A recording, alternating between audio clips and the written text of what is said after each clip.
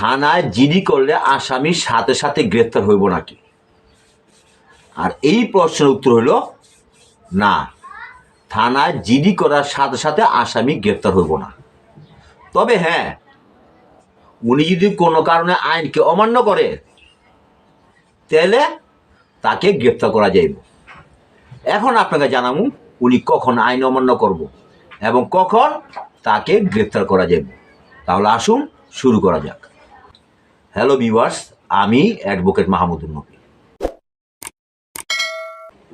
মনে করেন একজন ব্যক্তি আপনাকে হুমকি দেওয়া বলল, তোকে মাইরা ফেলামু, তোকে মাইরা তোর লাশ গুম করে ফেলামু, তোকে মাইরা তোর লাশ পানিতে ভাসিয়ে দেব, কিংবা বলল তোর বাড়ি ঘর, তোর ব্যবসা প্রতিষ্ঠান আগুন ধরাই দেব, লুট করে ফেলামু, এই ইত্যাদি ইত্যাদি ধরনের আপনাকে হুমকি দিল।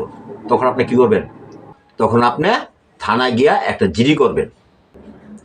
আর যে জিডিটা আপনি করবেন সেই জিডির মধ্যে আপনার নাম, আপনার বয়স, আপনার পিতার নাম, আপনার ঠিকানা, আপনি কি কাজ করেন স্পষ্ট করে লিখবেন।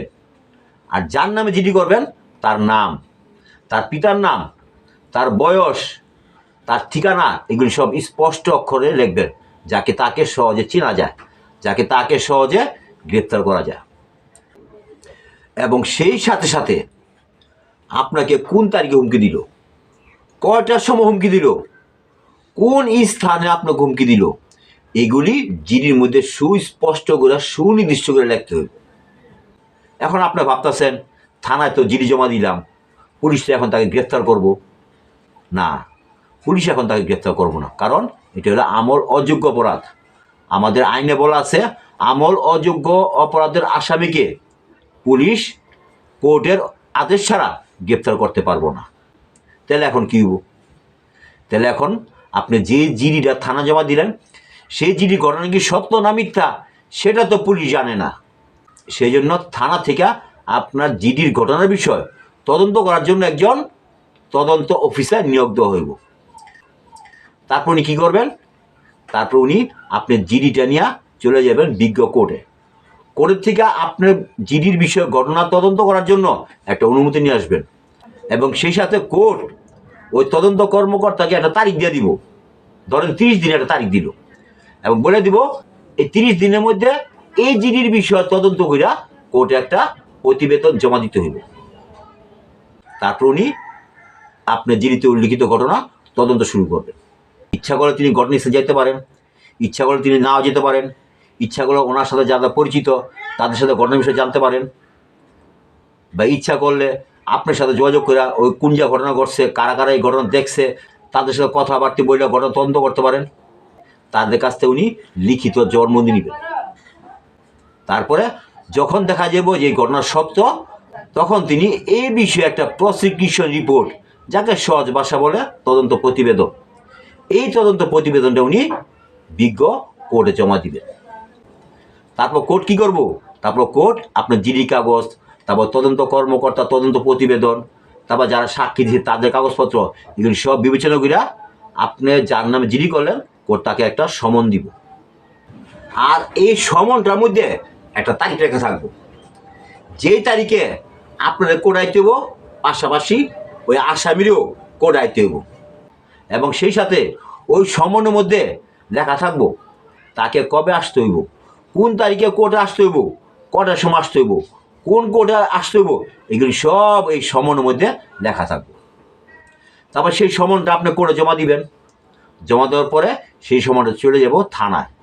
থানা থেকে চলে যাব ওই যে আপনি জিডি করছেন তার ঠিকানা, তাকে গিয়া এই সমনটা দিব, দিয়া বলবো আপনার নামে একটা জিডি করা হয়েছে এবং সেটা তদন্ত হয়েছে এবং আপনাকে কোর্ট এই যে কাগজে লেখা আছে এমুক দিন এমুক তারিখে আপনাকে যাইতে হইব। তো উনি সমন পেয়া করলেন কি, তিনি কোনো মূল্যই দিলেন না। তিনি কইলেন এরকম 2-4টা পুলিশের পকেটে থাকে, উনি দেখা ছাড়বেন কি হয় না হয়, এরকম ধরনের উল্টাপাল্টা কথা বললো। তো যিনি সমন লয়ে গেল, উনি এসে কী করলো, কোর্টের মধ্যে একটা রিপোর্ট জমা দিল যে হ্যাঁ ওই ব্যক্তিকে আমি পাইছি, উনি সমন রাখে নাই বা ওনাকে পাওয়া গেছে, উনি সমন রাখছে, যাই হোক এরকম একটা কিছু লেখা উনি কোর্টে জমা দিবে। আর ওই সমনটার মধ্যে কিন্তু একটা তারিখ লেখা ছিল, যে তারিখে আপনারও কোর্ট আইতে হইব আর ওই আসামিরও কোর্ট আইতে হইব। আর সেই তারিখটা মনে করেন আজকা। এখন দেখা গেল আজকে আপনি কোর্টে যাবেন, আপনার কোর্টে হাজিরা দিবেন, কিন্তু আপনি যার নামে জিডি করলেন উনি কিন্তু আজকে কোর্টে আসলো না। তখন কি হবো? তখন কোর্ট ওই আসামিরে একটা ওয়ারেন্ট দিব, পুলিশকে আদেশ দিব ওই আসামিকে গ্রেপ্তার করে আনার জন্য। তখন আপনি ওয়ারেন্টের কপি কোর্টে জমা দিবেন। ওই ওয়ারেন্টের কপির মধ্যে আসামির নাম, পিতার নাম, ঠিকানা সব লেখা থাকবো। তারপরে সেটা চলে যাবো থানায়।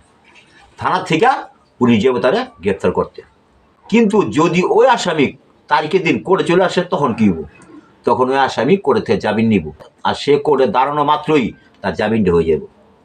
তখন মামলা চালাইবেন, আপনি সাক্ষী দিবেন, আপনাকে জেরা করা হইব। উনি যদি সাক্ষী দেয় উনি সাক্ষী দিব, ওনাকে জেরা করা হইব, এইভাবে মামলা আগাই যাব। আর কোনো কারণে এর মধ্যে যদি ওই আসামি দুই একটা না আসে তখন কিন্তু তারকে আবার কোর্ট ওয়ারেন্ট দিব, আবার তাকে গ্রেফতার আদেশ দিব। এইভাবে আপনার মামলা চলবো। তারপরে মামলা যদি আপনার প্রমাণ করতে পারেন ঘটনা সত্য, তখন কোর্ট ওই আসামিকে সাজা দিব। সুতরাং এতক্ষণ আপনাকে বললাম যে আসামির নামে কখন কোর্ট ওয়ারেন্ট দিব, কখন আসামিকে গ্রেপ্তার করা যাইব। এই ছিল আজকে প্রশ্ন উত্তর পর্ব। এই সম্পর্কে যদি আপনার কোনো প্রশ্ন থাকে তাহলে আপনি আমার কমেন্ট বক্সে প্রশ্ন করবেন, আমি তার উত্তর দিতে চেষ্টা করব। আজ এই পর্যন্তই। আল্লাহ হাফেজ।